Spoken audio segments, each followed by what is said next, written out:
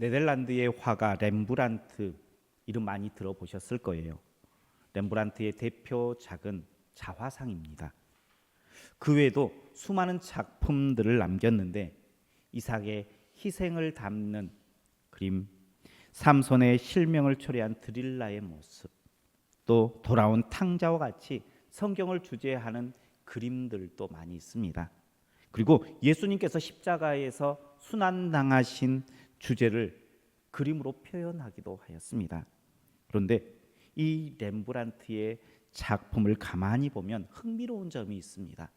그것은 다른 것이 아니라 자신의 작품 속에 자신의 얼굴을 그곳에 그려 넣었다는 것입니다. 우리 성도님들이 어떠한 작품 가운데에 내 모습을 그린다면 어떤 모습 가운데에 어떤 모습으로 그리겠습니까? 예를 들어 순교자 스데반의 그림을 그린다면 그 가운데에 내 얼굴은 누구의 얼굴에다가 그려놓겠습니까? 아마 많은 사람들은 주인공이나 아니면 주인공의 버금된 모습 속에 자신의 얼굴을 그려 넣을 것입니다. 그런데 렘브란트는 스데반을 향해서 돌을 던지는 성난 군중 중에 한 명의 자신의 얼굴을 그려놨습니다. 그리고 예수님께서 십자가를 지시는 그 모습에는요, 십자가를 못 박으라고 외치는 군중의 한 사람의 자신의 얼굴을 그려놓습니다. 돌아온 탕자의 모습은 그림에서는 돌아온 탕자의 얼굴에 자신의 모양을 그려놓습니다. 왜 렘브란트는 스데반을 향해서 돌을 던지는 한 사람으로, 예수님께 못 박으라라고 소리치는 군중의 한 사람으로, 탕자의 한 사람으로 자신의 얼굴을 그려놓았을까요? 아마 렘브란트는 외치고 싶었을 것입니다. 나도 그 자리에 있었어요. 내가 그 자리에서 돌을 던졌고 그 자리에서 예수님을 못 박으라고 외치는 그러한 나는 죄인이에요. 라는 그 마음이 그 그림 가운데에 자신의 얼굴을 그려놓는 모습이 아니었을까요? 우리는 사순절이 되고 고난주간이 되면 항상 욕을 합니다. 누구를 욕합니까? 예수님을 못 박도록 예수님을 배신했던 제자 가룟 유다를 욕을 해요. 그리고 아무런 죄 없는 예수님을 자기의 유익 때문에 몰아내었던 대제사장들, 장로들을 욕해요. 빌라도를 욕합니다. 그렇다 그러면 예수님께서 십자가의 길을 걸어가신 이유가 무엇일까요? 가룟 유다 때문에 어쩔 수 없이 십자가를 지신 걸까요? 대제사장과 장로들의 그런 자신의 탐욕 때문에 예수님께서 지시는 걸까요? 빌라도가 재판을 하는 데에 죄 없는 것을 알고도 묵인하며 십자가를 내어준 빌라도 책임일까요? 예수님께서는 왜 십자가를 지신 것입니까? 예수님께서는 우리의 죄 때문에 그 십자가의 길을 걸어가신 줄 믿으시길 바랍니다. 그래서요, 렘브란트는 자신의 그림 가운데의 본인의 얼굴에 내가 예수님을 못 박으라고 외쳤던 죄인이야, 스데반에게 돌 던졌던 그런 죄인 중에 한 사람이었고 그 책임이 나에게 있어 라고 고백하며 선언한 거예요. 우리 성도님들도 오늘 그 십자가의 길을 걸어가신 예수님을 통해서 내가 그 자리에 예수님께서 걸어가신 그 십자가의 길에 한몫한 나도 죄인이야 라고 외치는 우리 성도님들 되시길 주님의 이름으로 축복합니다. 우리 옆에 분들과 함께 인사하겠습니다. 내가 죄인입니다. 내가 죄인인 거예요. 예수님께서 십자가의 길을 걸어가신 것은요, 바로 나 때문이라는 거예요. 우리를 죄인의 자리에서 하나님의 자녀의 자리로 바꿔주시기 위해서 걸어가신 길이 바로 예수님께서 걸어가신 십자가의 길이었습니다. 세상은 공짜가 없어요. 죄인의 자리에서 온 세상을 창조하시는 하나님의 자녀의 자리로 이렇게 점프하는 데에는요, 대가가 필요했어요. 그 대가가 바로 십자가였다라는 거예요. 우리가 얻은 구원, 하나님의 자녀가 되는 자리, 우리가 마음의 문을 열고 입술로 주님이 나의 구주십니다 라고 고백하는 그 믿음 가운데 우리는 하나님의 자녀가 될 수 있어요. 어쩌면요, 너무나 쉽게 하나님의 자녀된 그 은혜를 내가 얻을 수 있어요. 그러나 그 구원의 자리를 만들어 주시기 위해서 걸어가셨던 그 예수님의 십자가의 길도 쉬웠을까요? 오늘 예수님께서 걸어가셨던 그 십자가의 길을 나눌 때에 하나님의 음성이 우리 마음 가운데에 깊이 새겨지고 그 십자가의 은혜가 다시 감격으로 채워지는 은혜의 시간 되시길 주의 이름으로 축복합니다. 먼저 예수님의 십자가의 길은 하나님과의 단절의 시간입니다. 우리 1절과 2절 말씀 같이 보겠습니다. 1절 2절입니다. 내 하나님이여 내 하나님이여 어찌 나를 버리셨나이까. 어찌 나를 멀리하여 돕지 아니하시오며 내 신음소리를 듣지 아니하시나이까. 내 하나님이여 내가 낮에도 부르짖고 밤에도 잠잠하지 아니하오나 응답하지 아니하시나이다. 아멘. 시편 22편은 다윗이 지은 시인데 역경 가운데에 있었을 때, 힘들었을 때에 노래하는 시였습니다. 그런데 이 시는 단순히 다윗의 역경을 노래하는 시가 아니었어요. 메시아, 즉 그리스도를 예언하는 시예요. 예수님께서 고난 받으실 그 고난을, 십자가의 길을 먼저 예언하면서 고백한 시가 바로 시편 22편입니다. 다윗이 노래하는 그 십자가의 길은 다른 것이 아니라 먼저 하나님과의 단절이었어요. 내 하나님이여 내 하나님이여 어찌하여 나를 버리십니까? 아무리 부르짖어도 잠잠하며 응답하지 않으십니다. 다윗의 고백이에요. 예수님께서 십자가에서 소리치십니다. 엘리 엘리 나마 사막다니, 나의 하나님 나의 하나님 어찌하여 나를 버리시나이까. 성도들에게 나오는 힘은 어디에서 나올까요? 성도의 힘은 하나님을 향한 믿음에서 나와요. 하나님과의 관계가 잘 이루어졌을 때에 그 믿음에서, 하나님과의 관계에서 그 능력이 나타나는 거예요. 반대로 하나님과의 그 관계가 단절이 되어지면 어쩌면 믿지 않는 사람과 똑같아져요. 아니, 믿지 않는 사람들보다 더 연약해질 수 있어요. 왜 그렇습니까? 우리가 살고 있는 이 세상은요, 더 영악했을 때에 잘 살아갈 수 있어요. 이 세상은 이렇게 죄악 가운데에 그들과 함께 더불어 살아야 돼요. 그래야 잘 살 수 있는데 우리는, 하나님의 백성은 그렇지 않잖아요. 세상 사람들보다 덜 영악하잖아요. 그렇다면요, 우리가 하나님과의 관계가 단절이 되어 하나님의 능력을 잃어버리면요, 우리는 이 세상 가운데에 살 수 있는 능력이 없어요. 그런데 하나님과의 관계가 단절이 되어졌어요. 그것도 일방적으로. 다윗이 부르잖아요. 예수님께서 부르잖아요. 엘리 엘리 라마 사막다니, 나의 하나님 나의 하나님 어찌하여 나를 버리십니까? 나는 원하는데 버려짐 받은 거예요. 십자가의 길이 그래요. 남녀가 사귀다가 나는 아직도 사랑하고 있는데 일방적으로 그만 만나자라고 이별 통보를 하면 어떻습니까?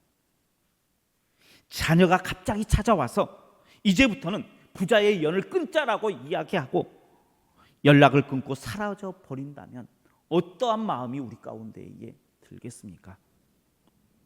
사람에게 버림받아도요, 충격은 어마어마해요.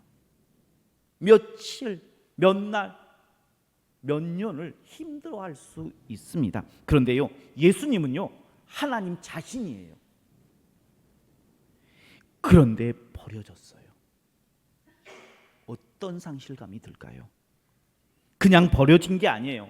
가장 아플 때, 가장 힘들 때, 십자가의 그 고통이요, 육신의 고통이 가장 최고조에 있을 때예요, 버림받아요.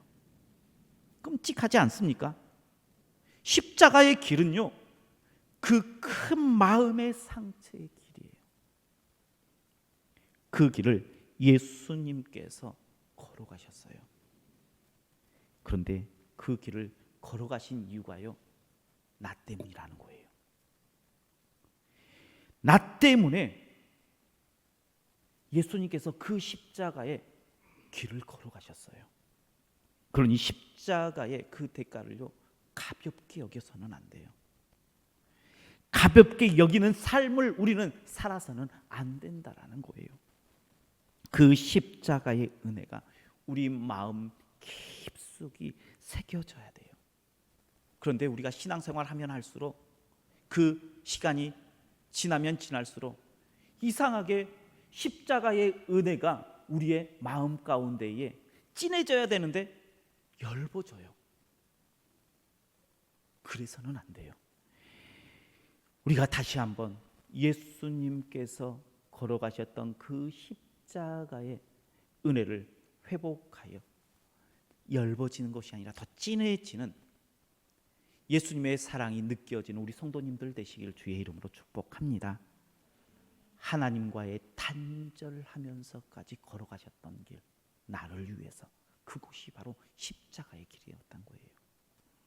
두 번째, 예수님의 십자가의 길은요, 온갖 비방, 억울함, 배신의 길이었어요. 우리 6절과 7절 말씀 한번 같이 보겠습니다. 6절 7절입니다.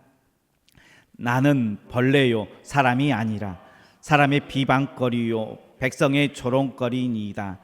나를 보는 자는 다 날 비웃으며 입술을 삐죽거리고 머리를 흔들며 말하되. 아멘. 우리 성도님들은 언제 가장 억울해요? 내가 하지도 않았는데 했다라고 누명을 쓸 때에 아마 많은 사람들이 억울해합니다. 나에 대해서 모르는 사람들이 뒤에서 수근수근 거리면 참 불쾌해요.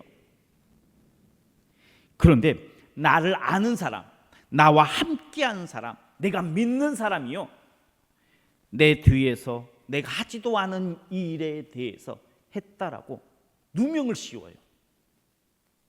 나를 배신해요. 그럴 때 어떤 느낌이 들 것 같아요? 내가 그렇게 믿었는데 아마 살고 싶지 않을 만큼 그 마음은 무거울 거예요. 다윗은 왕이에요. 그런데 자신을 사람 취급하지 않아요. 벌레 취급을 해요. 자신의 백성들이 뒤에서 수근수근 거립니다.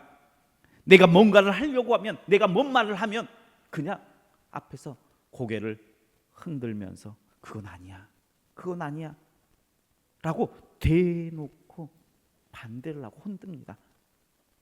내가 믿었던 사람들에게 이러한 취급을 받는 것 결코 쉬운 일이 아니에요. 예수님을 비방했던 사람들이 누구입니까? 그들은요, 하나님을 가장 잘 섬긴다라고 자부했던 사람들이에요. 대제사장들, 장로들, 서기관들, 바리새인들, 내가 하나님의 말씀대로 살겠다라고 굳건히 따랐던 그러한 사람들이었습니다.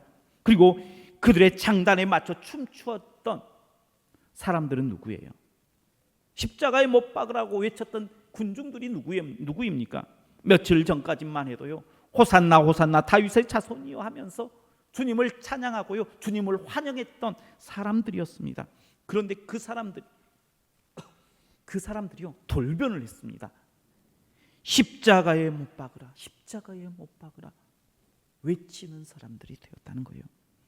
이렇게 예수님은요, 믿었던 사람들에게 배신당하는 아픔의 자리, 그 자리에 십자가의 길이었다는 거예요.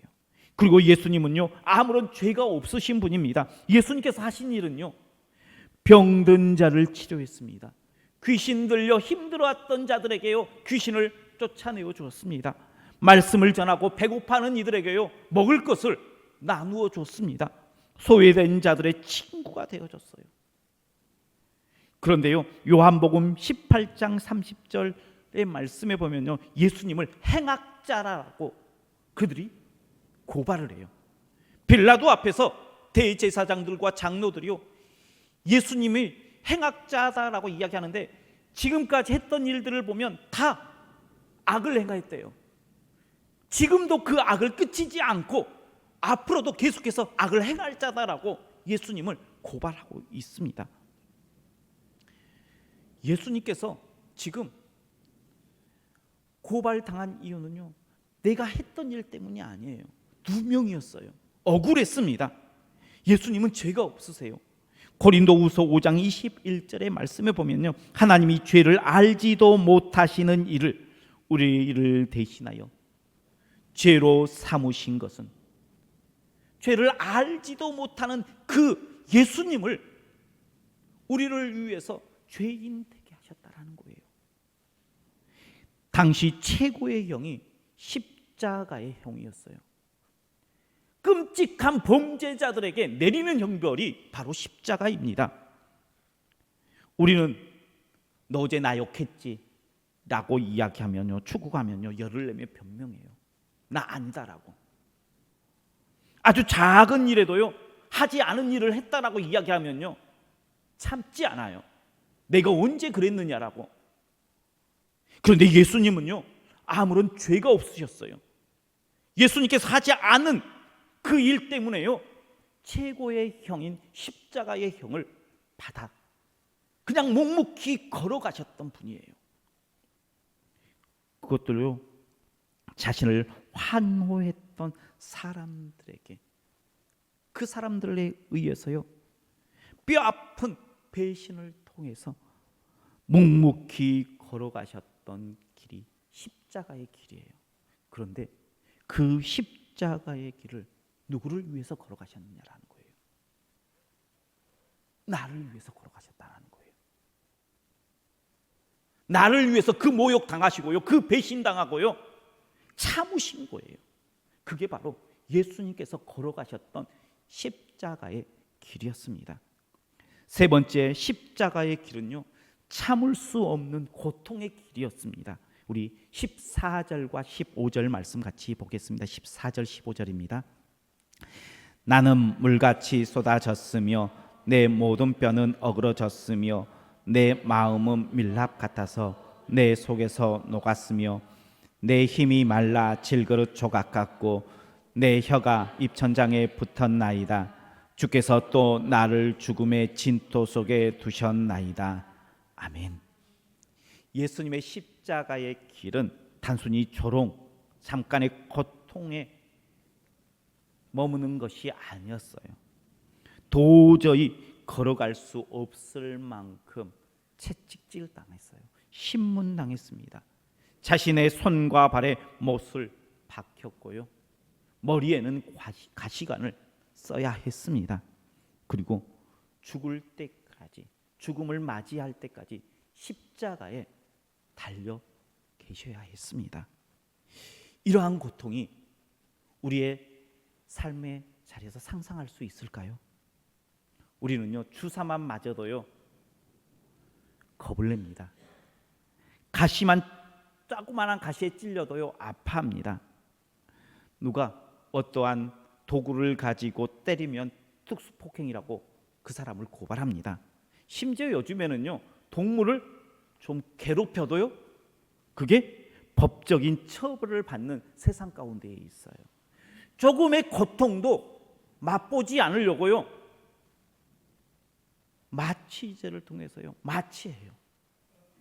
이러한 세상에 살고 있는 우리가 예수님께서 십자가에 받았던 그 고통을 상상할 수 있다라고 말할 수 있을까요?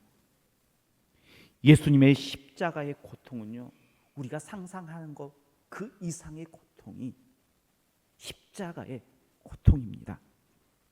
그리고 만약에 우리는 그 십자가의 고통이 아니더라도 조그마한 고통이라도 피할 길이 있으면, 고통받지 않을 일이 있으면 어때요? 피하잖아요. 그런데요, 예수님은 그 고통을 받지 않을 수 있는 능력이 있었어요. 충분히 그 십자가에서 내려올 명분도 있었고요, 내려올 능력도 갖추고 있었어요. 그런데 그 고통을요 참으셨어요. 뼈가 꺾이고 살이 찢기는 그 고통 가운데서도요 묵묵히 그 자리를 지키신 분이 바로 예수님이고요, 그 길이 바로 십자가의 길이었다라는 거예요. 그 고통을 누구를 위해서 견디셨나요? 바로 나라는 거예요.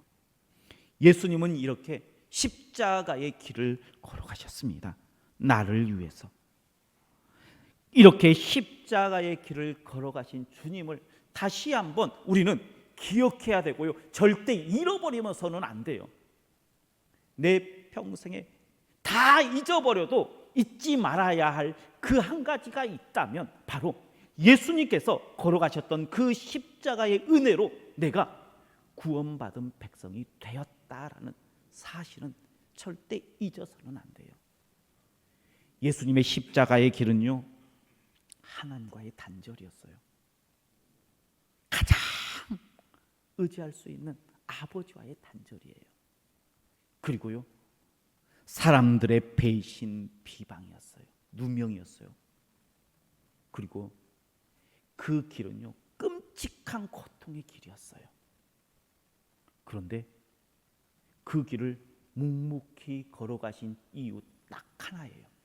바로 나 때문이에요. 우리 때문이에요.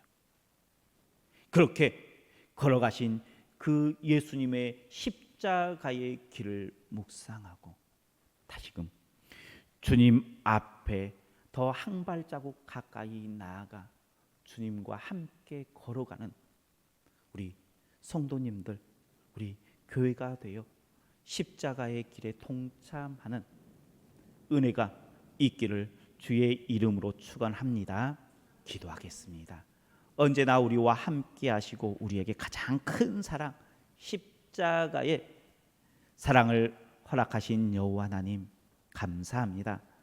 예수님께서 걸어가셨던 그 십자가의 은혜, 십자가의 사랑을 우리가 깊이 묵상하고 나도 주님과 함께 걷겠습니다, 주님과 함께 하겠습니다 고백하며 함께 걸어 함께 그 영광을 누리는 우리 성도님들 되게 하시고 우리 교회가 되게 하여 주옵소서. 예수님 이름으로 기도하옵나이다. 아멘.